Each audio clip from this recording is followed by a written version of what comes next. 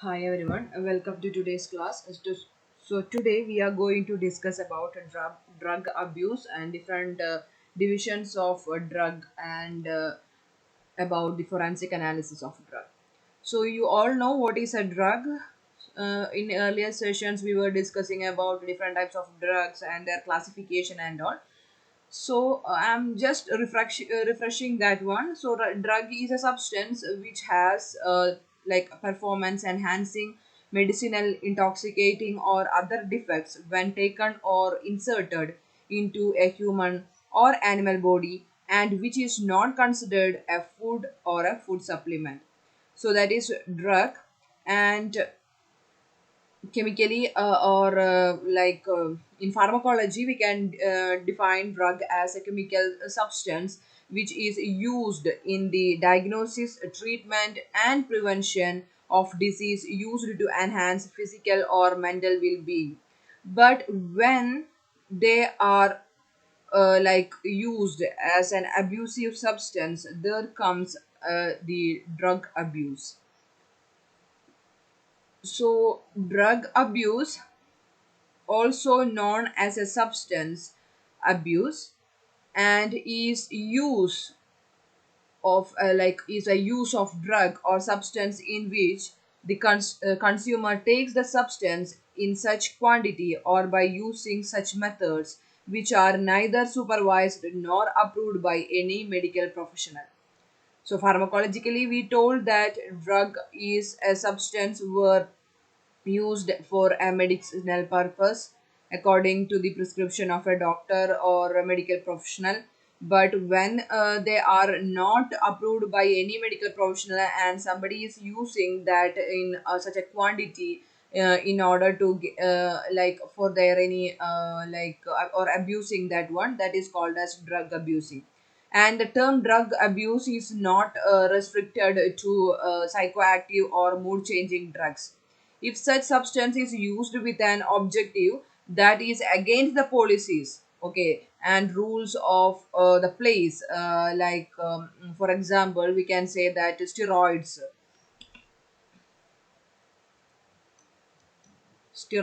So steroids are used by the sports people like athletics and all for enhancing the performance. So that is an example for drug abuse, and it is also termed as the substance abuse. So here it's right, substance abuse. And using the illicit drugs like cannabis or depressants, stimulants, narcotics, hallucinogens, like even paints, that paints. Then in earlier classes we were discussing about the glues or whiteners and all those things, and these are also classified under the umbrella of abused substances. So abused substances often include with them to with the problem of impulsive behavior. And the term drug abuse they does not incorporate with any symptoms of dependency, as it is it can similarly be used in non-medical contents. So that is about drug abuse, and there are so many cases that are encountered in our daily life in which the antisocial or criminal behavior is shown by the person when he is under the drug influence. And this may also result in a long term personality changes in the abuser. So that is about drug abuse. So I hope you understood what is drug abuse. Drugs, you know that drug is a chemical substance that which is used in the diagnosis, treatment, or prevention of disease, used to enhance physical or mental well-being by a medical professional. Okay, so when it is not approved by a medical professional and the person is taking some kind of drug, like for example steroids in sports or paints, glues, and all those things, they are abusing, or any kind of drug if they are taking more than the quantity, so that is the drug abuse, which is illegal. And this may lead to the criminal behavior or antisocial behavior of the person, or any kind of personality disorders or behavioral changes and all those things. So how we can classify this? So based on the origin, or the drug of abuse can be grouped into three categories. So that is first one is natural drugs, then semi-synthetic drugs and synthetic drugs.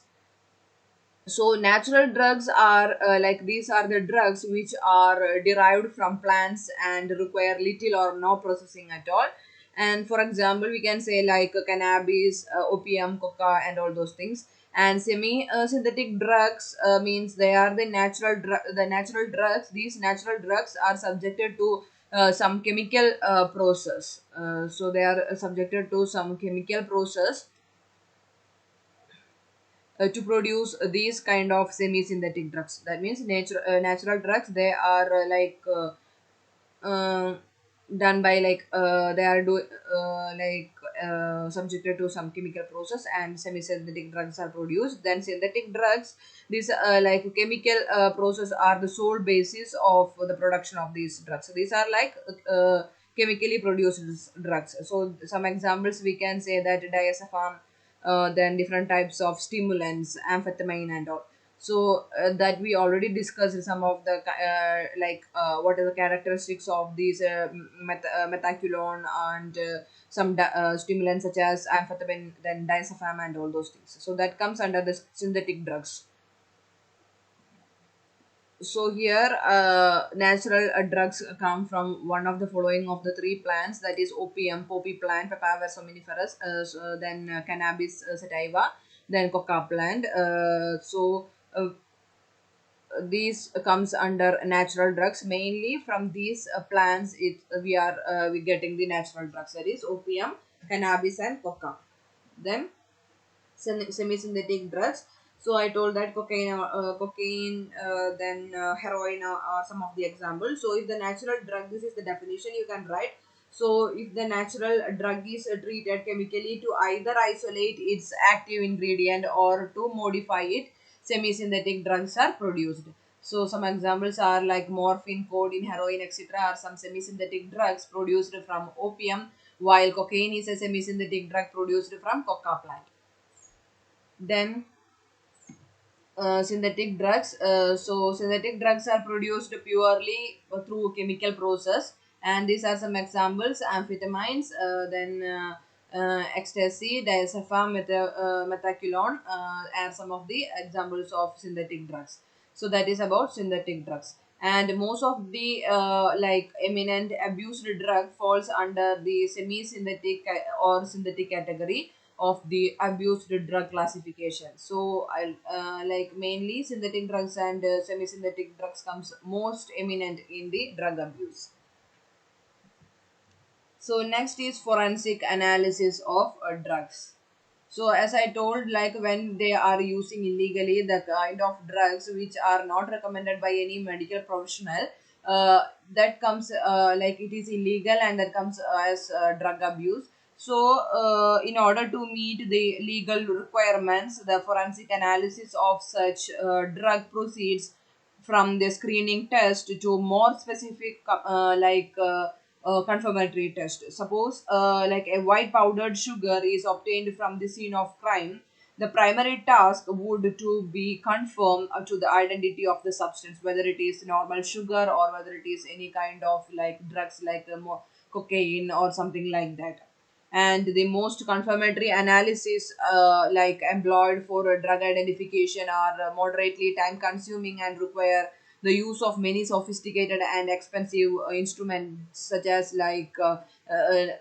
these kind of HPLC, GCMS, or FTI or something, spectrometer or something like that. To save money and time before conducting the confirmatory test, first we have to do this kind of preliminary test such as or we can say the screening test like color test, microcrystalline test, and also test requires some chemical reagents, and then we can say with the by seeing the color change which drug is present or not in that one. And microcrystal test, we need the microscope and some staining reagents in order to observe under the microscope. And of course confirmatory test include the chromatography techniques, spectrophotometric techniques and all. So these are some of the forensic analytical like techniques for drugs. First one is color test or spot test. then microcrystal test and confirmatory test. So first is color test. So many drugs yield characteristic colors when they are allowed to react with a specific chemical reagent. And these tests not only indicate the presence of certain drug but also are for screening purpose to give the investigator a proper direction in which he can proceed his investigation. So you don't confuse with this color test or spot test. So color tests are sometimes called as spot test. For examples of a presumptive drugs test used for probe question drug samples for their chemical properties. So if chemical properties consistent with a non-drug are discovered, a question drug sample can be presumptively identified. And when conducting a color test, chemicals known to produce a product that gives color in the presence of a suspected drug are added to a small amount of the question sample. And if the question sample contains a suspected drug, a colored product having a color representative of the suspected drug will be produced. So many color tests are here. You can see here Van Ook. So these chemicals used for this test, the test name is this one, Van Urk. And chemicals used are dimethyl amino benzaldehyde in 10 percentage concentration. Then you can use this dimethyl amino benzaldehyde in 10 percentage concentrated HCl and ethanol. So mix these three and check the color change. So if LSD is present in this one, purple color will get. So the indication of purple color is the presence of LSD. So this is the test, and these are the chemicals: dimethyl amino benzaldehyde plus concentrated HCl plus ethanol. Then Marquis test, 2% of formaldehyde is added to sulfuric acid. So that test is called as Marquis test. So this react to give a color change. And if amphetamine is present, we can see a brown orange. And opium derivative is present in the sample, we will get a purple color. So what you have to think is that along with these chemicals you can add the sample and check the color.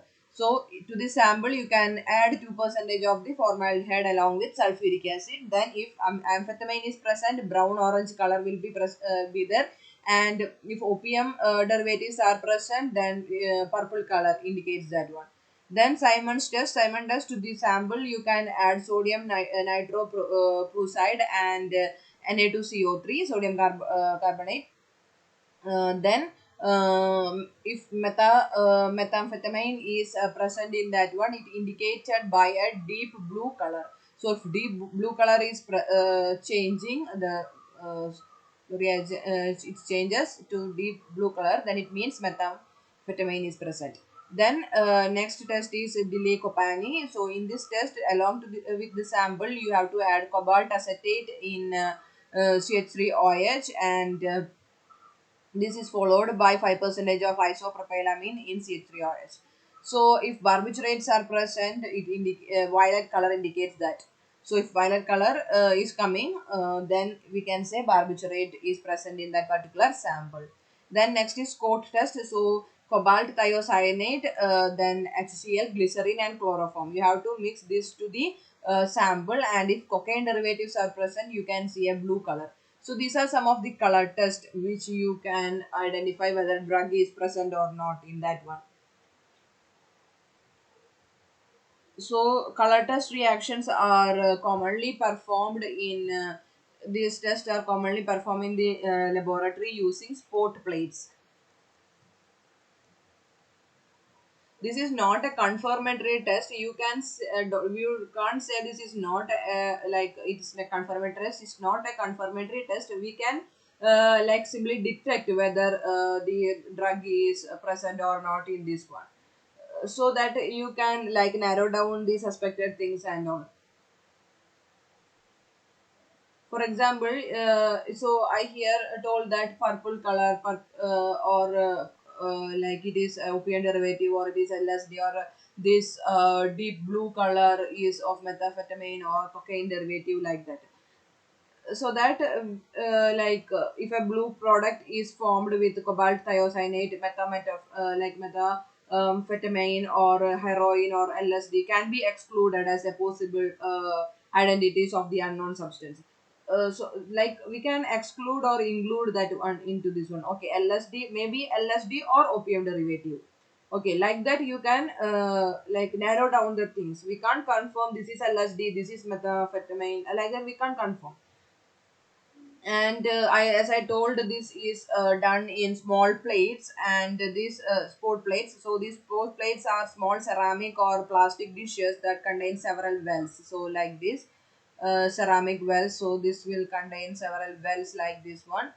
Uh, so because most drug color tests are quite sensitive and requiring only a few micrograms of sample being tested, the small wells of a sport plate are ideal for analysis. We need no, there is no need of like a big petri dish or something like that. And in addition, neighboring wells can be used to conduct the positive test, negative test, and control. So here you can add the sample, that is which is crime scene sample. Here you can add the control sample, that is if we are supposing or if we are thinking like this is cocaine, so you can take original cocaine and put it is here for looking as like a control sample.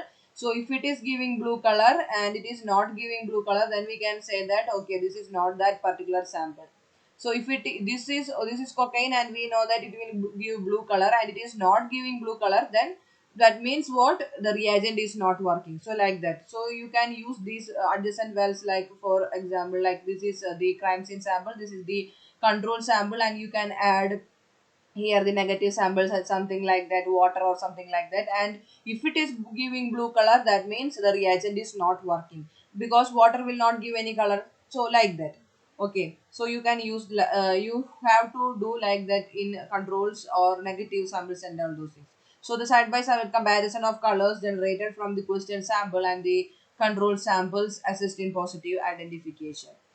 So this is the color, about the color test or sport test. So you have to study the test name and what are the chemicals used for the particular test and what is the result. Okay, so next is, so many other tests are also there, I just picked up few for you. And if you want to learn about more like chills test and all, chills test is there. So like that you have to refer and learn more regarding these kind of things. So everything we can't discuss in one single class. Okay, so that's it. So next is a microcrystal test. So microcrystal test, these tests have a greater degree of certainty and confirmatory than the color test. So like in color test, it's like different color, same color will give to different drugs and all. But this microcrystal test is a little bit more accurate than color test, because in this test, different reagents are made to react with the drug and producing a crystalline precipitate. So if it is the shape or size of the crystal under microscopic examination, which are highly specific to the drug, and however these are also not confirmatory. So the presence of a drug or the number of drugs need to be further confirmed by various other sophisticated instruments. So in here heroin we are using for heroin we are using a reagent called platinum chloride, and the microcrystal formed are rosette. Okay, rosette. And for morphine we are using the reagent potassium chromate, and we are observing under the microscope, and we can see a small plates of small plates like structure under the microscope. And narcotin, sodium carbonate we are using, and rosette and bunches of needles, like needle shapes like that we can see in the under the microscope. And for papaverine, platinum chloride, so yellow plates we can see. And then tabine, so platinum chloride we are again using. So if we are using platinum chloride in that one, then dense rosette shape will get. So that is about microcrystalline test. So under the microscope we can see these crystalline precipitate of these drugs. So from that we can confirm which drug is that one. And for the confirmation test, to confirm okay this is that drug, like that if you want to confirm and say, then you have to do the confirmatory test. So confirmatory test, these are there are so many like there are number of tests which can detect the presence of drugs even when they are present in a very minute quantity. And various chromatographic techniques like TLC, then gas chromatography, HPLC, etc. are they are like excellent methods for the quantitative and qualitative analysis of the drugs. And you know what is gas chromatography, how to perform all those things, you already studied in the second semester. That's why I'm not explaining that in detail. So you have to know that for drugs we are taking we are using this TLC or GC or HPLC as or UV visible or FTIR, all those analytical instruments for the confirmation. And so many other new advanced techniques are also coming, and we can detect these kind of drugs from even the saliva of that person, blood of that person who used it. And from that from that we can identify which all drugs he already consumed, at least for 1 month what all drugs he taken, and all those things we can identify. So that is about the forensic analysis of drug abuse. So I hope you understood about this and the classes or divisions of drugs that are abused. So if you have any doubts, you can clear, and we'll discuss that later in the WhatsApp or class, something like that. So let's wind up here. Thank you.